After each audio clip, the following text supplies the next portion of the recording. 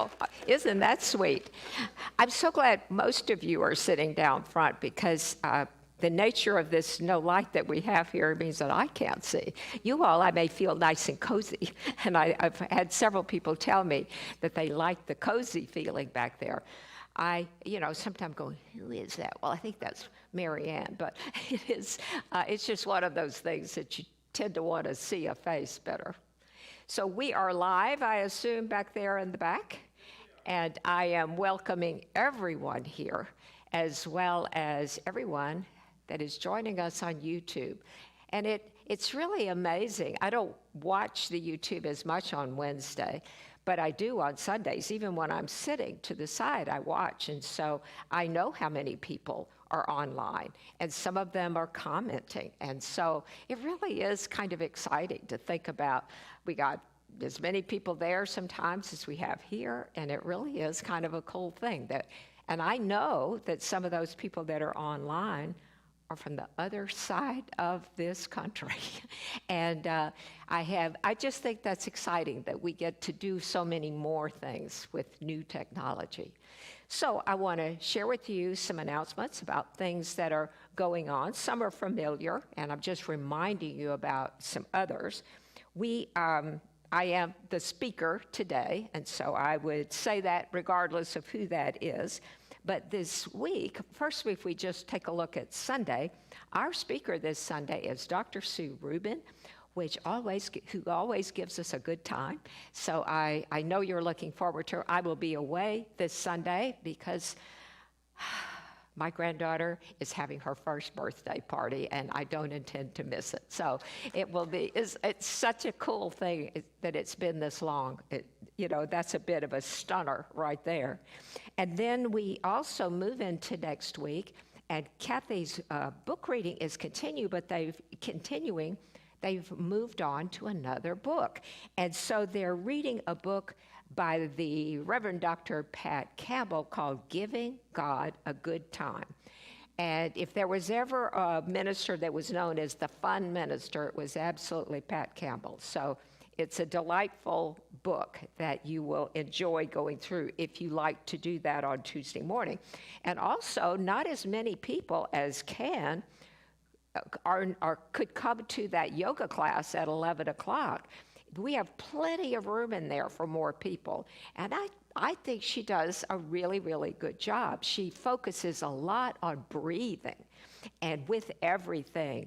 And I really appreciate it. It helps me to stay in that moment, plus some pretty darn good stretching as well. So I'm suggesting that if you like yoga and you want to think about it, all you need is a mat. The class is $10. Just come on over at 11 o'clock on a Tuesday. And then on Wednesday, we're finishing up the book called The Art of Life, but it turns out the end of the book is kind of packed with stuff. And so we've only gotten a page or so for the last few classes, and so we're still not actually through.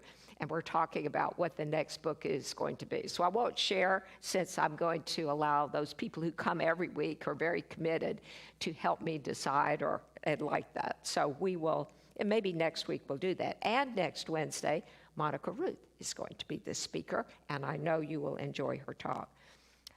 My daughter Maureen has been collecting school supplies, since she was 16, actually, and a long time. And so she is committed to Rainbow Services, and they are back up and running in a big way. I think they went through a rough patch, like a lot of charitable groups did. And they very much appreciate our school supplies. She's been taking them regularly. She also will not be here Sunday, but you can bring anything in that you wish to do, and she will get it, and it will get to Rainbow Services. Also, looking ahead just for a bit, the dance classes that we have had here, really before pandemic was 2 years. I've lost track of time. And they are starting again on September the 7th, so that's about 2 weeks. It's a Wednesday evening. So there's some flyers out there, and you can get more details than I'm sharing now if that's of interest to you. So check that out. And so we remind you of how many ways that you donate to us, by your presence, by your prayers, when you volunteer and certainly by your donations. And we appreciate all of them, and they're all important so that this church maintains the vibrant presence that it's had for 75 years. And I just think that's an amazing thing. Not all in this location. They started in some other places, but they've been here quite a long time as well. And so we appreciate that and remind you, if you need to check in with Dial a Prayer, it is 310-540-5242, and you could be a part of that. So I'm going to switch my hats.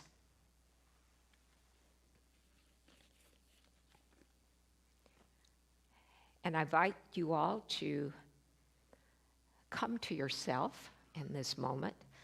I like to invite everyone to uncross themselves because, there is energy flow that's all around. And if there's anything physically we do to block that up, let's just open it up. And it's what we think about it that really matters more than all of this stuff. But whatever helps our mind to go to that place that's quiet, that's open, that's receptive, that's what we do. And that's another reason to simply take a breath that is conscious, where that you feel it coming into your body, and take just a tiny bit longer to exhale. And do that again. It relaxes you. In yoga, it is called, the exhale, the relaxing breath. So you allow it to relax you. You're comfortable in your chair. You feel good. Your arms are relaxed. Your feet are on the floor. You're relaxed and open. And in that space of time, of the physical space, of simply knowing, that knowing space, the creator of everything there is, fills my heart, my soul, with this peaceful way of being. I just simply allow it. I know that I'm always surrounded by peace, by joy, by the goodness that God is. I also know that I have the choice to relax into it, to accept all of this goodness that is right here for me. I am a unique expression of God, and I recognize every other being as a unique expression of God. I honor all of creation as I breathe in and allow any discord or any concern to simply drift away from me. It has no place. I resolve in my time, my awake time, to release all of those things that encumber my thinking and remain only in a space that allows me to simply be, to listen, to learn. And I know that as I hear whatever I hear, I recognize that I hear it in my own special way, and I celebrate that. I celebrate my uniqueness as I celebrate that of everyone. And the message today is that I am awake and I'm aware. And I know that I see exactly what I need to see, what I want to see, what my soul is longing to see. And so I just say yes to life, to all that it offers to me and to everyone. I simply say yes to the livingness that I celebrate. I say yes to the goodness of God that I know is flowing all around me, and I catch that consciousness of good.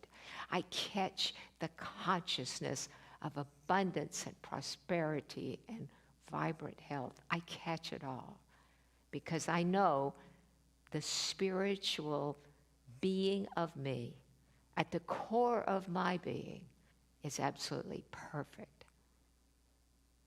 I say yes. And so in deep, deep gratitude for more things that I can name, but most especially that there is a way for me to think, to choose to think, to be, and to move in this world that allows me to be the absolute best I can be. And so in gratitude, I just agree and say, and so it is.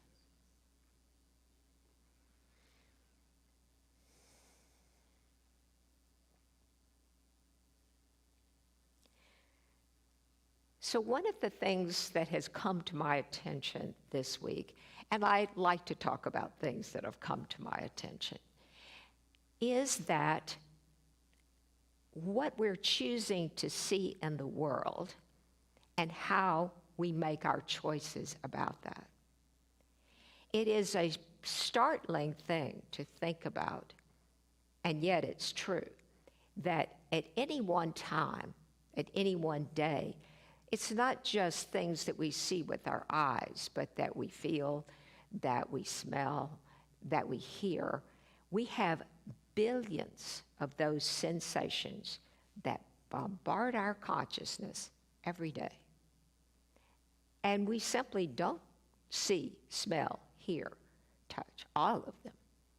We're selective about how we do that. And that's the thing that I'm interested in today.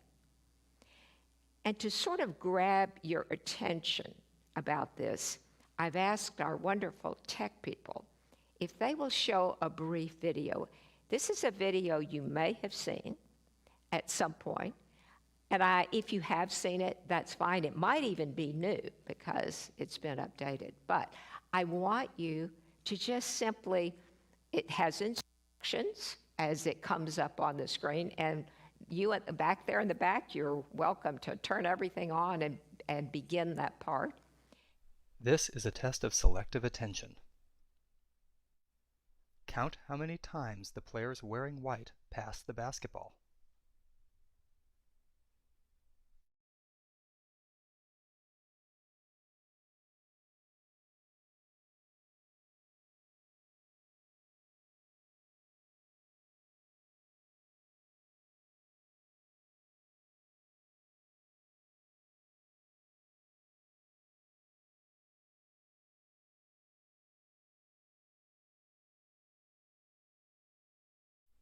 How many passes did you count? The correct answer is 15 passes. But did you see the gorilla?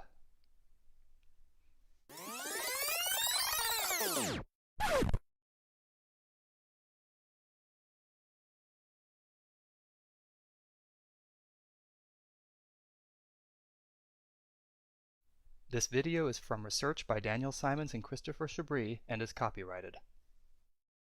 It is available for use in talks, training, and teaching on DVDs from VisCog Productions.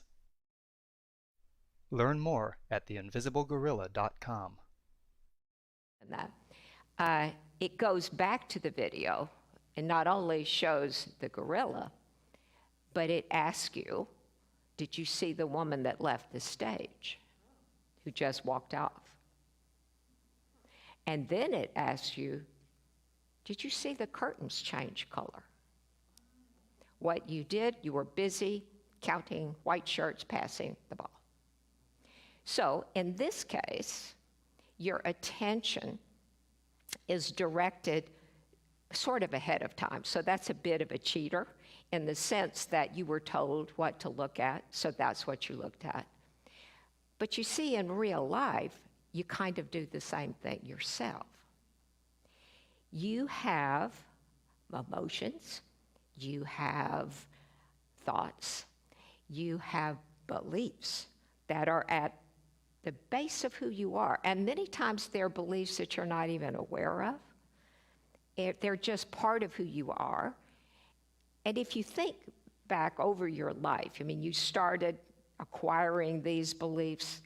I mean, looking at my own granddaughter, I think she's already acquired some things, and she's not quite a year yet. She already believes certain things. She has certain expectations that are going to happen. But when she's 2, she's going to add even more. And we move forward in time and get to be where we are. You've just accepted a lot of things as true that may not be true. You may have rejected things that are not only true, but would be good for you because whatever reasons. We are inundated with information, with ideas, and if you're here today, I'm going to assume that you're here because you want to know more about yourself. Maybe you want to be better in some way. Maybe you want to be more peaceful. Maybe you want to be more kind, any number of good things. You're coming here for an affirmative reason. I'm assuming that. And so that's what you're looking for. But when you go into this unconscious mode that we all have, we can call, Ernest Holmes preferred to call it subconscious because he says, I am not unconscious. It was the way he kind of had a little attitude about that. And the psychologist, and he will say, psychiatrists refer to it as unconscious.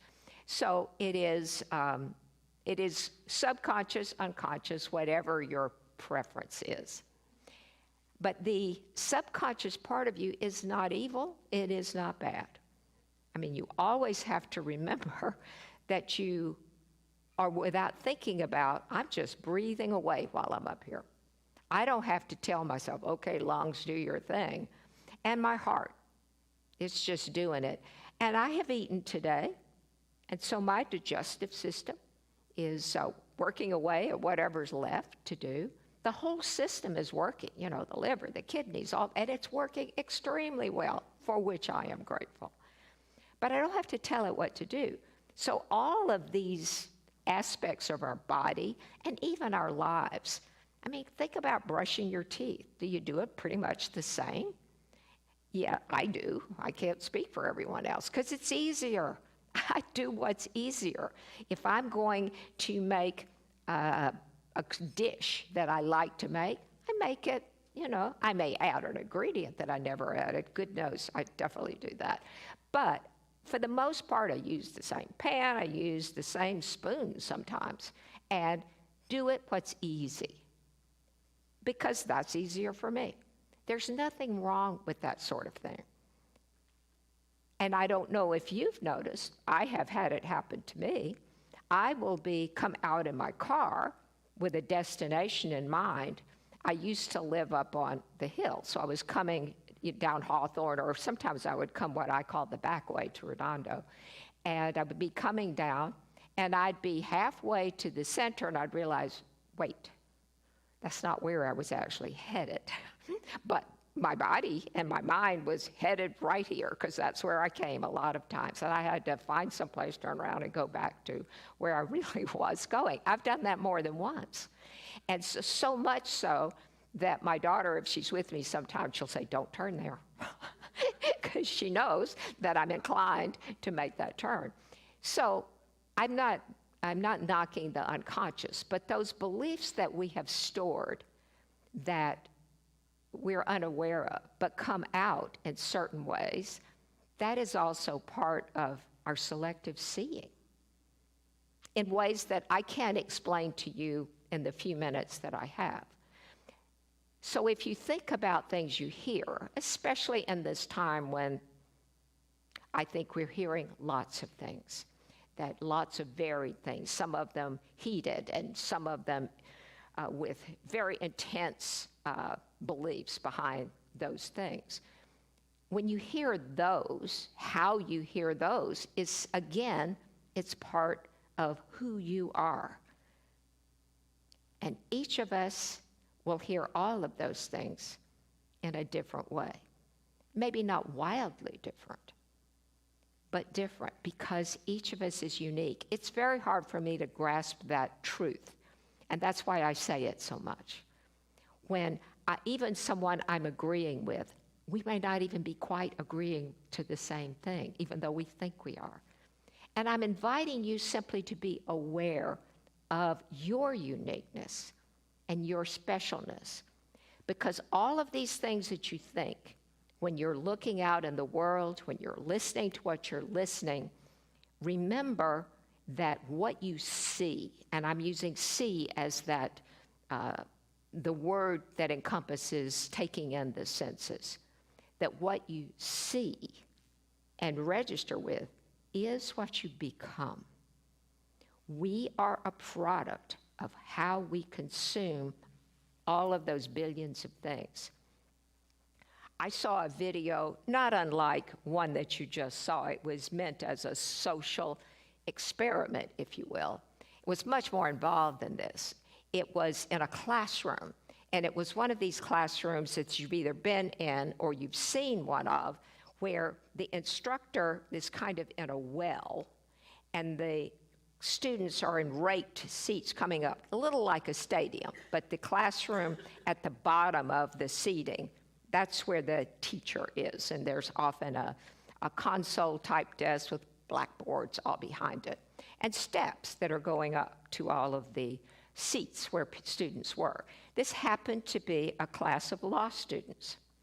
And so in the video, the teacher comes in, puts the stuff on the desk, begins to get ready for class, and someone comes in from a door, like off to the side, snatches her purse, and goes back out.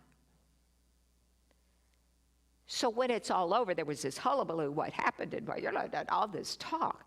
And different people that were in this class were interviewed about the police comment, what did the suspect look like? And they have all of these different students on camera and on microphone. Oh, he was about medium height, he had on jeans, he had a ponytail, and he had on tan pants, he had on a white shirt and very short hair. And it went on like that.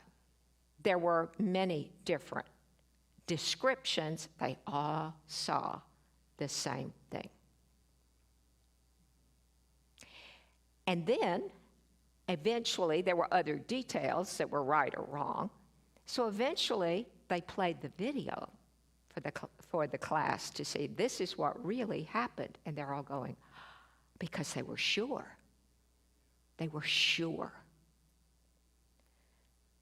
That is one of the many reasons, because there are more examples of that, that police do not value eyewitness testimony. They will get a robbery or something that happened on the street. It was a tan van. It was a black van. It was a blue sedan. And I listened to a podcast, I think it was a long time ago, and about this. I was actually stuck in a long traffic wait, so I really listened to this. And the psychologist suggested that when they get it that wrong, like a blue sedan versus a white van, big panel van, is that they probably did see a blue sedan, maybe just before, maybe just after. So it got imprinted, because you see, our brains pick out. Why would we pick out that one? Well, that's unique to you. But we do the same thing, that same selective seeing, hearing, and then we believe what we think. Now, I have heard Dr. Moira stand right here and say many times, be careful about believing what you think. But how many of us are careful? How many of us actually question our own belief? I think that's difficult because we've accepted it. Once you have a belief, boy, you set that thing in, even if it was 15 minutes ago. You get really attached. I had a conversation one time with someone who told me something that was absolutely not true. Not true. I knew that it was not true. And I said that. And this person said, oh, no, this person they knew what they were talking about. Absolutely knew what they were talking about. I am sure that this is true. So I opened up my computer. I could easily check it. It was a fact thing. opened it up there. So the next response was, well, they acted like they knew what they were talking about. So there was this belief. Now, why did the person believe this person sounded like they knew what they were talking about?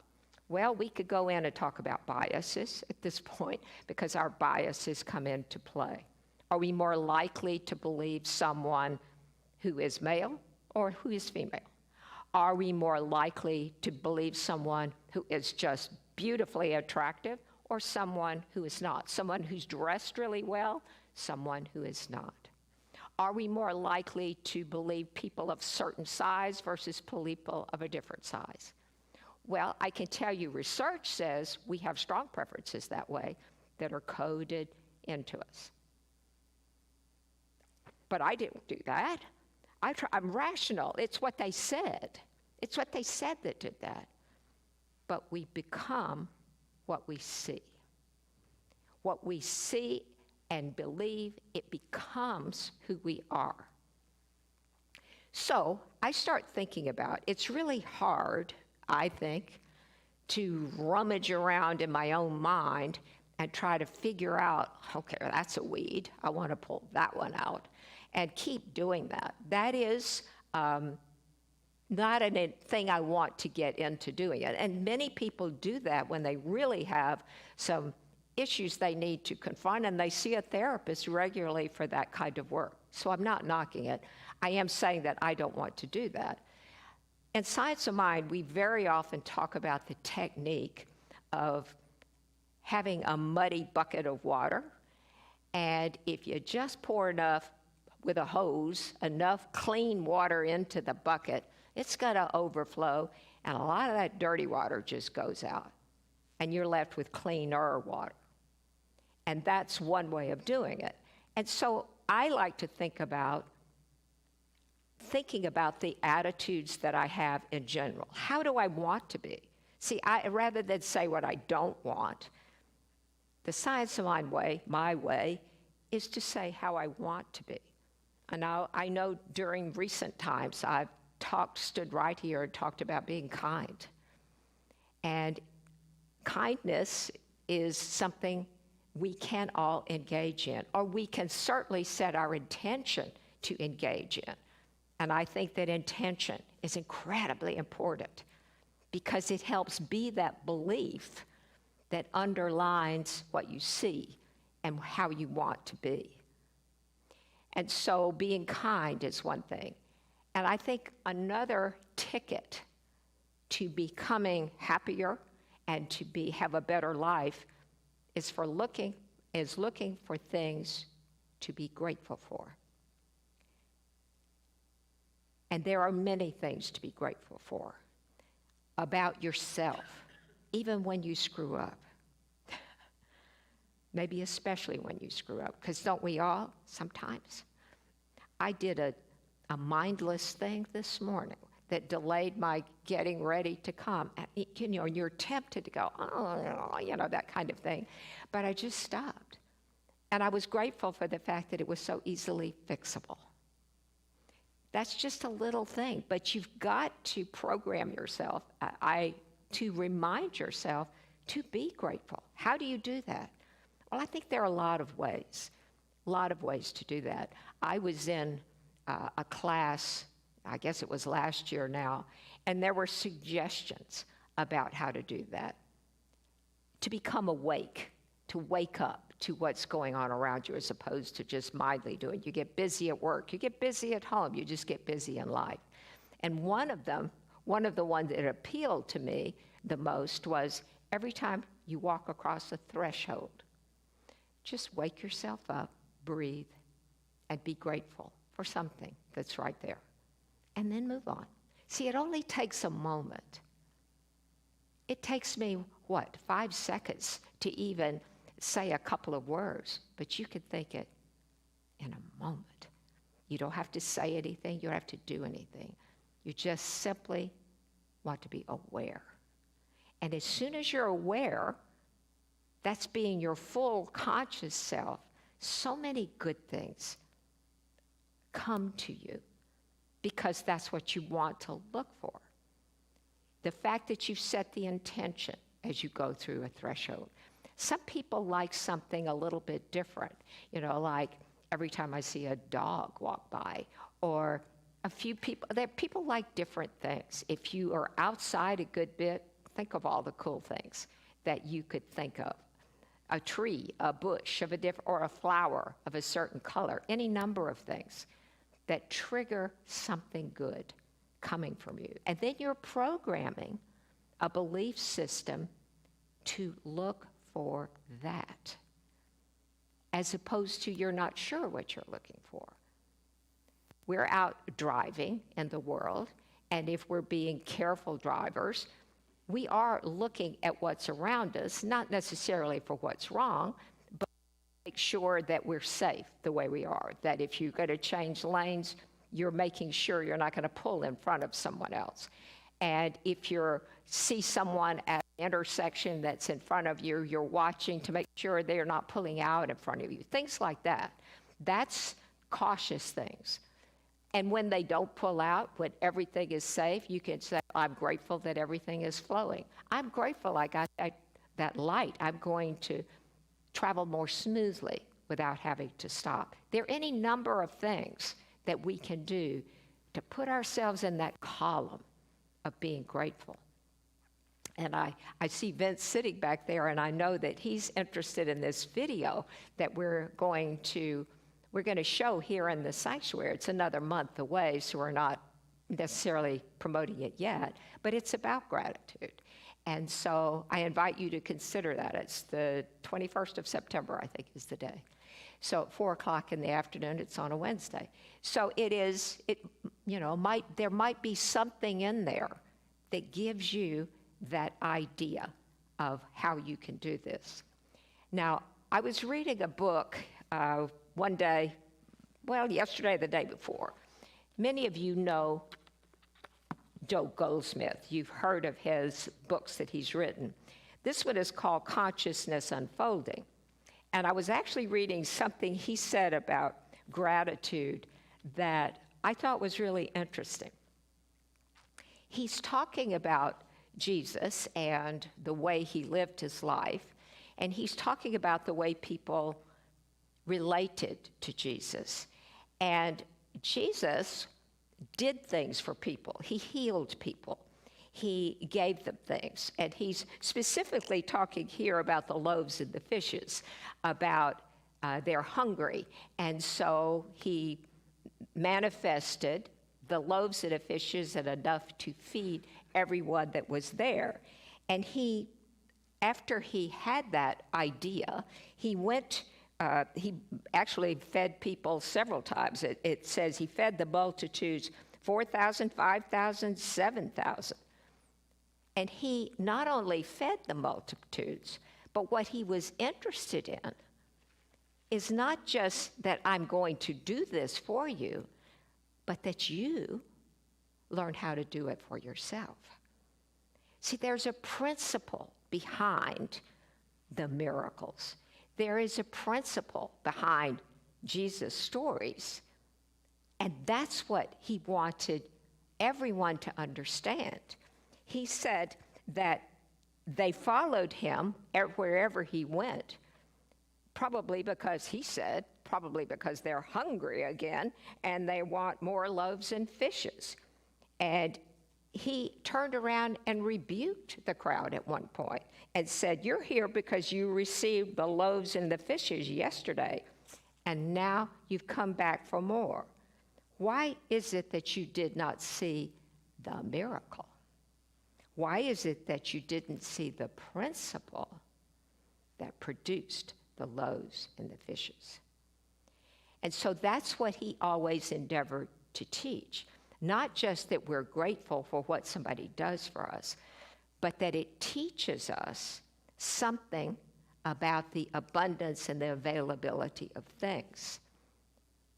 What we are taught is that in the beginning, God, the entire creation was formed. The entire creation. Not just those things that we see, but even things that we don't see. because the multitudes didn't see the loaves and fishes until that prayer brought them into form. And see, our teaching is that we treat by recognizing the presence first, the power, the presence. That is the principle. And we recognize that. And we allow ourselves to sit with that presence, to feel as if we are one with that presence. Ernest Holmes, in another book that I've read, calls it ascending the ladder. You are leaving this everyday place that your mind is, and you start stepping up the ladder of consciousness so that you, in your feeling, in your recognition, in your unification, you rise to that place in consciousness where you are above the everyday, where everything is possible. And only then do you call for the loaves and the fishes. And that is what Jesus wanted to teach, not just give them loaves and fishes, not just heal people as they were. One of my favorite healing stories is the woman who came to him and she touched him, and she touched the hem of his garment, is what she said. And there were lots of people crowding around. And so he said, "Who touched me?" And his disciples were there, and he said, there are a lot of people here. It could have been anyone. He says, "No, it was a touch." And she said, she recognized herself. And she said, "I knew that if I could just touch the hem of your garment, I would be healed." And he said to her, "By your faith, you are healed." And he's saying, I didn't do anything. She had faith that he embodied that principle. And it gives me goosebumps. He embodied that principle, and she got to touch that, and she was healed. That's what he's trying to teach. Not that I'm here to do this. That's why he said, all of these things I have done, you can do, and more of these things can you do. And he said that to his disciples who didn't really believe him because they were so stuck in their own humanity. He didn't accept all of that for himself. When he says it's the Father in heaven, and where is heaven? Heaven is here. Heaven is within us. It's right here. It's not up there. But through the decades and the centuries, it came to be up there, out there, and we had to beg for it. And it had to be something that was given to you as opposed to the principle that rises within you. And that isn't what Jesus said. It isn't what he taught. He didn't want to give them the loaves and fishes. He wanted to teach them how to create their own food, their own healing, their own health. And so what Jesus was also saying is that people are grateful for the effects of the cause, which is the principle, without investigating what is the principle. Why did this come? How did this come? They prefer to just take the poof and be fed and wait till the next meal came around.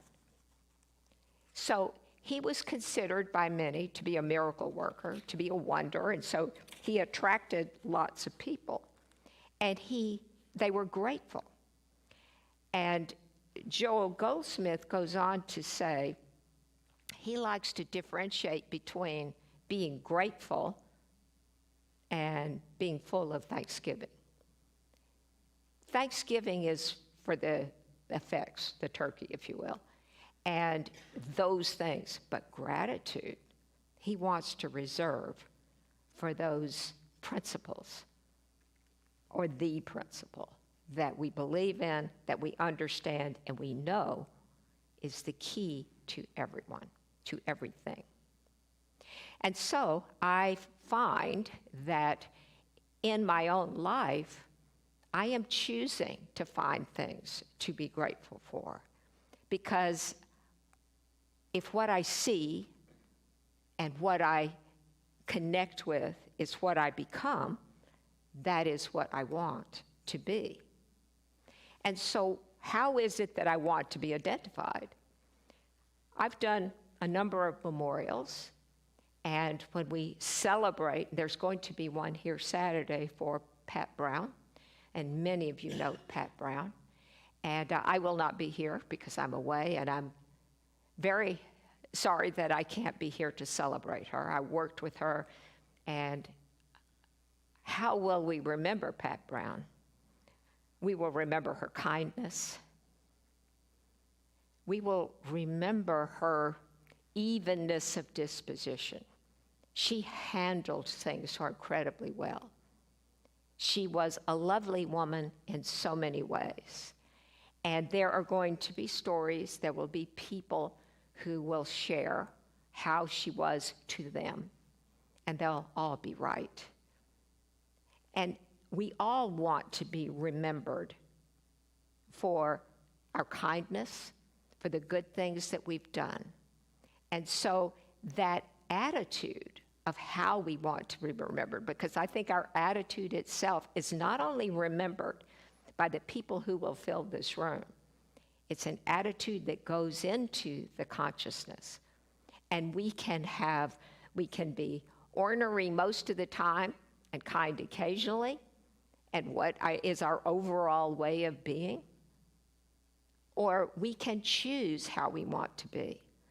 And see, I truly believe that every time any of us put something in the affirmative column, that we change that attitude everywhere. I believe it every day, that any good that I can do, can send forth, can pray for, treat for, goes into that one mind. And somebody somewhere, I know, has a moment of recognition, because it only takes a moment. We're all open some of the time. And in that moment, that goodness that's always around every person, that kindness that's always around every person, can flow to any person. And then the other idea to remember is that we always can choose. No matter what those beliefs are that may guide us to think things that are maybe not the safest for us or for someone else, that'll guide things to think it has to be this way as opposed to that way. All of those things are things we think that could change. They can change. Now, there's most of the time I can't really means I won't. And so I would remember that in my own vocabulary, and I invite you to say that to yourself. When you're finding yourself, I can't do that. Well, could I do that? Is it that I don't want to? And be honest with yourself. See, I think honesty with ourselves is the way that we grow. And being really honest with ourselves is the way that we change, or we may decide to put it off. I had that notion of that I always wanted to be honest with myself. I mean, a long time ago, and I don't know where that came from. I was only about 15. I didn't know anything but the Methodist church I grew up with, and I already had chosen to not believe some of that. So, but it just came to me. I can't remember the day, but I can remember the feeling that what I don't want to do is be dishonest with myself, which implies that I was probably being dishonest with some others, presenting myself in a way or whatever you want to say. But dishonest may not be the word, but just not the full picture. And so it wasn't that many years later, 5, 6 years later, I was reading a book, and my husband was not my husband then, but he is the one who had given me this book to read, Edgar Cayce. If you know Bob at all, you know he's a big student of Edgar Cayce. And he gave me this book. And at some point in there, Edgar Cayce says, every word you say is a prayer. Well, let me tell you, my whole being rebelled against that statement. Well, obviously, because there were things that I either said or thought that I didn't want to be prayers. I was not proud of those. But what I said to myself is, that's not true. That's not true. And even then, there was something in the back of my mind that was discomforted. Why did you have to read that? That was really what was the attitude. So it was some time later, and I've never forgotten that I read it, so it did stick with me. I came to the idea not only every word we say is a prayer, every thought is, in terms of consciousness, because our being is more in our thoughts than it is in the physical words. And indeed, in science of mind, what you think, what you say, what you feel, all of that is your word. And it becomes your belief, and it comes from your belief. So in closing, I'm inviting you to be more open to what you see and how you interpret it. And again, by see, I mean all the senses. And that you be more awake as you're doing that, at least some of the time, so that you consider, what am I putting in? What is it doing for me? Is this the way I want it to be? And ultimately, how do I want to be? Because you're the only one that decides that. You can't change anyone else, although I know there are times when we'd like to, but you can only change you. And that's it. And the sooner I get to that with any one situation, not just get it and say the words, but really get it, I have to change with this person to have a more harmonious relationship, if that's what it is, then the sooner I am at peace. Every conversation, if they're with yourself, but with someone else, there's two things going on, and you can only control yours. So how do you want to be? What do you want to see in the world? And I am grateful, and I invite you to find things in your own consciousness, your own way of being, for which you are grateful.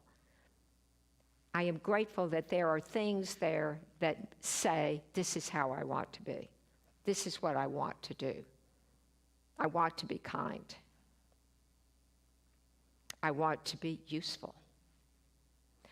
I want to make a difference, an affirmative difference in the world. And you understand that there's a lot of ways to do that. And you have opportunities every day, especially when you set your intention. And so with that in mind, I invite you to simply go within with me.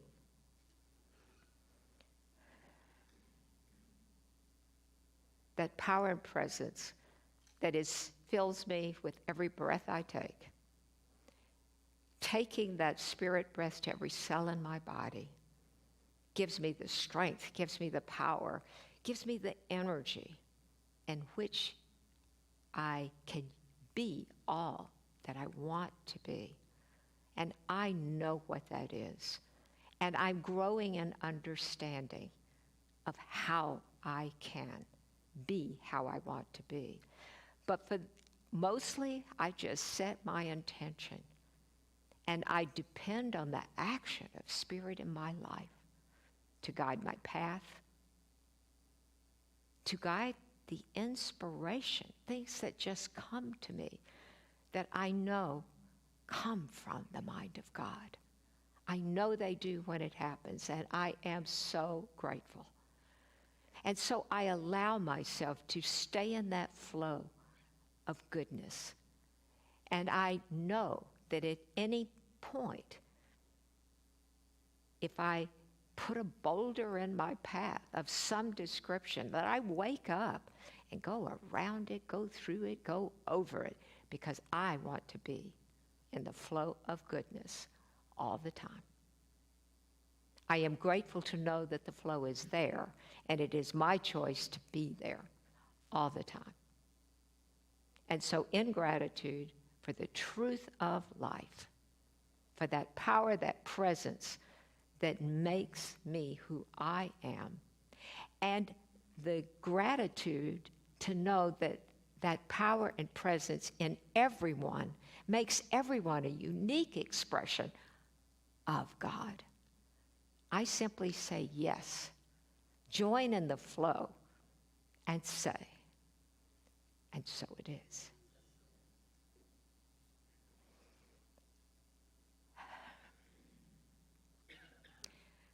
So I invite our usher to come forward, and we will, or maybe you just pass, I think. We can say the blessing. Oh, we even do it on Wednesdays. Isn't that cool? Divine love consecrates my gift.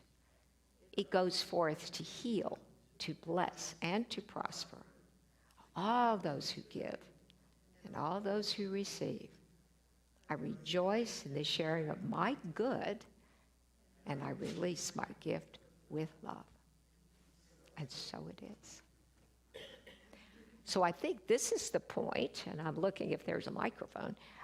This is a point where if anybody has a question, the man is bringing me the magic wand. Does anyone have a question? If I'm going to get it, as if I know someone does, and they may not. So you can even have a comment, whatever you want to do. Maybe not. Well, that's okay too. Yes. Thank you, dear. I wasn't speedy in wanting to offer this. Oh, did I? Was I supposed to turn it on?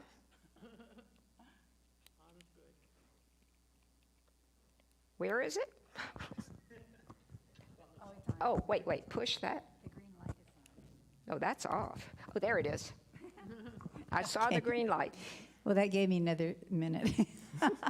Because I was going to say it was I wasn't sure how I was going to share this idea, but all of my life from the time I was like 5, I think, and my babysitter took me to the Baptist church, I was really attracted to, for God so loved the world that he gave his only begotten son and all of that. And the idea of love and kindness, and I feel like I learned that kind of well, but the conflict is, and my minister said something last week that I thought, yeah, that's the rub right now for me. And it's a conflict of running against situations where it can feel like somebody who's just coming from love and kindness and wants everything to be good is just lies down and lets everybody walk over them and says, oh, everything's fine, And he had written something that said, love without justice is futile. And I thought, well, that really fit with the family situation that's going on. Wait a minute, love without justice is futile. Mm-hmm. And it fits with the situation that I'm in right now with my family, that my daughter is wanting justice from my brother to the extent that he will accept that he has done some very hurtful things to her and been very caustic and snide, which is kind of his way, and I just always kind of ignore him, in that way. He's also very kind and very smart and, does all kinds of wonderful things in the world. And it's just hard to understand for me how to be both kind and to speak the truth and not be judgmental about it. And that's what she did. She wrote to him finally because he wouldn't let her speak to him on it. And I felt that was good. But he was not ready to say in any way that he had done harm to her. But he did at least say, I read your letter and I read your words, and we were able to get together. But I was very disappointed when we got home to find out she was not satisfied, and that she still has to kind of just be glad that he's going to be gone for a few months, And so there's a lot of prayer to be done. But it is the conflict between just being loving and kind and forgiving, and also speaking your truth when it might cause conflict. I guess that's it. Well, you've heard me say in this room before that I believe in speaking the truth. I do believe that. And I think that sometimes each of us has to do that for ourselves as much as anything, and to make sure the other person to whom you're speaking, assuming they're the ones that have stimulated you to want to say that, they understand how you feel. But you have to understand, too, when you say what you say for yourself, it's got to be all about I, not about you. This is what I think. And if you simply say, I disagree with what you're saying, you can also follow with, but I accept that you have the right to believe that, because that is the truth. I just got through saying you don't change anybody else, but you can change your approach, and you can stand up for yourself. And I think that's really important, especially if you feel that you've been victimized in some way. But you cannot expect the other person to fix it for you by any words. You have to fix yourself. You have to fix yourself. You can't get this, I'm sorry that happened. She may rationalize that all he has to say is this, but the thing of it is, what has to be done is how she feels about it. And what understanding she comes to, this happened. I am choosing to say, you have hurt me, whatever that means to her, you have hurt me, and I accept the fact that you can't say any more about that, and I want to move on with my life. And that's it, and not have that expectation he's going to do anything. Her feeling needs to come from within. That's the only place it could come. It's not coming. In fact, his saying it probably won't even make that much difference. I know that many of us have heard the stories of people who've been incredibly wounded in life. I'm thinking of more than one woman whose daughter was raped and murdered. They caught the person, he's in prison, and they chose to not only forgive that person, but to visit them regularly and to pray with them. Chose to do it because it was healing for them too. I know, we saw it with the Mennonites that were attacked some years ago. Now I've forgotten when it was, and all of them collectively prayed for the person who did that and really caused some pain. But it's part of their own understanding and their faith that that is what you do, and they did that. But ultimately, we are healed by our own consciousness and our own way of being. That is the way it happens. Now, we can have experiences that help us get there. You can have individuals that you see, that talk to you, that could give you guidance, that can help you get there. But they're not going to, even Jesus said, I didn't heal you. It's by your faith that you're healed. In the principle of goodness that provides for that. So that's it. And I don't think it's easy for everyone. I don't. And I don't want to be put to the test of something horrible like that, because I haven't been. We've all had our bumps. We've all had things that happen in our lives that we move through. But most of the ones I hear about are much worse. And so I just take a breath and not climb into that hole with them and know that every person, including perpetrators of evil, of horror, of all the things we label, is a child of God just the same as I am. Is that easy to do? Well, I don't know. I just know it's the truth. And in that case, it's not love without justice. It's just love. I don't know what justice looks like all the time. I know I have feelings, I have opinions in my human way of thinking, but love is love. And it's not, oh, I love you. It's not that. It's a deeper commitment. It is a principle. And I want to stand with that as often as I can. That's my intention. Thank you for that. I appreciate that, Ann. Does anyone have anything to say? Oh, David, it's good to see you. I am grateful to David because he waters our plants, too. It has been for a long time. Well, when I was younger, I had the privilege of helping raise my nieces and my nephew. I spent a lot of time with them for about 14 years. Wow. Well, now they're in college, and their mother has gone against me, and they are no longer in my life. That's painful.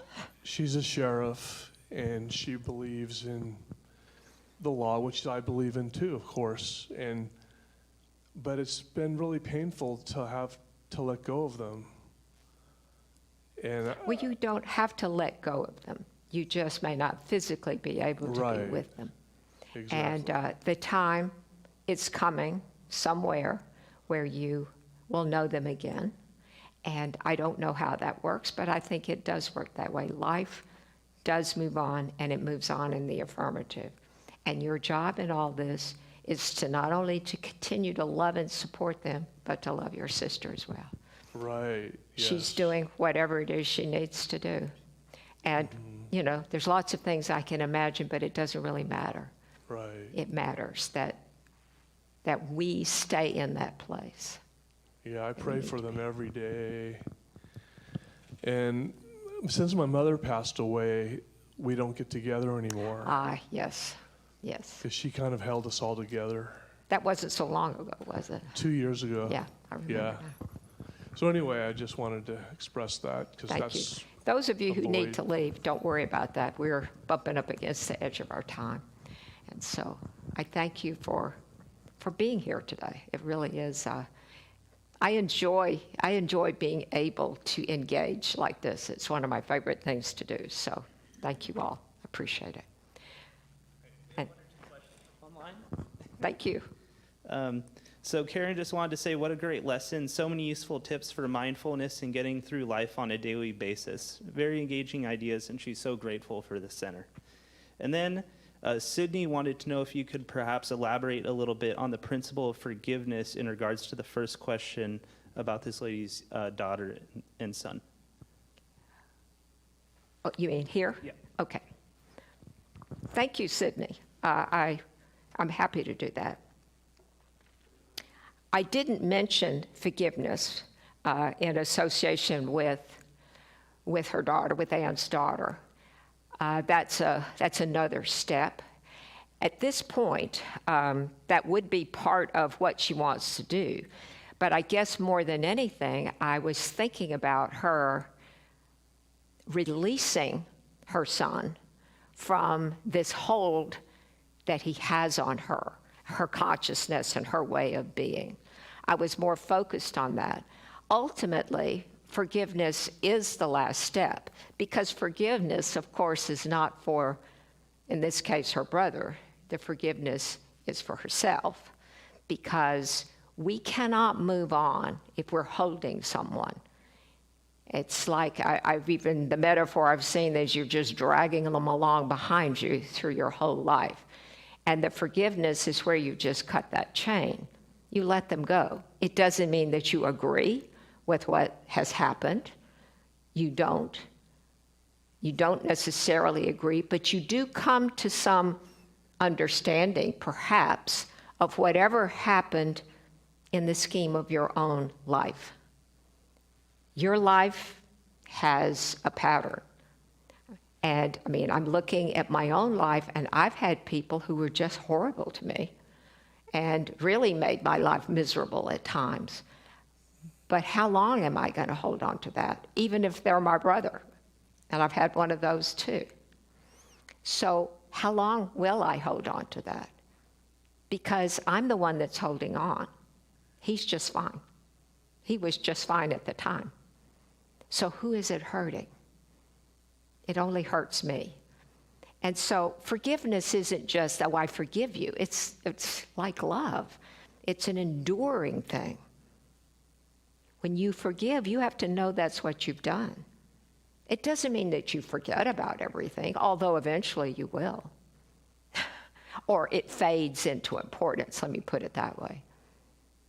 And it's like, oh yeah, maybe it's something like that. And I'm only speaking from my own experience. It's not a pleasant experience to be on the receiving end of anything that looks like the ugliness that I received. There's nothing about that. But it happened, and it's in my consciousness. And did I attract it into my consciousness? Well, I don't like to think of it that way, but it is in my consciousness. So what's more important is, what do I do about it? And so I chose to let it go. And it was some years after the incident, years really, something came up in the family that led him to know that the original reason was never true. I could never have predicted it. I wasn't waiting for it. It just happened. I can't speak to your experience and how that resolves, nor your daughter's. But that responsibility of what moves from here is mine in my case. It's David's, it's your daughter's. That's who decides what we carry forward. We do. No one else. Get help if you need to, but do it for yourself. That's what you do it for. You don't hold on to that stuff. It is toxic to you, not to anyone else. That gives me I hope Sydney feels that I've answered the question. Any other notes from the metaverse? No, that's all for now. Okay, good. Thank you for that. I had no idea we were going to get something on Zoom. That's cool. Or on YouTube. Okay, does anyone else have anything to say? Thank you. If the only prayer you say is thank you, that is a wonderful prayer. Thank you. Thank you for being here. Let's everybody have a good day. Thank you.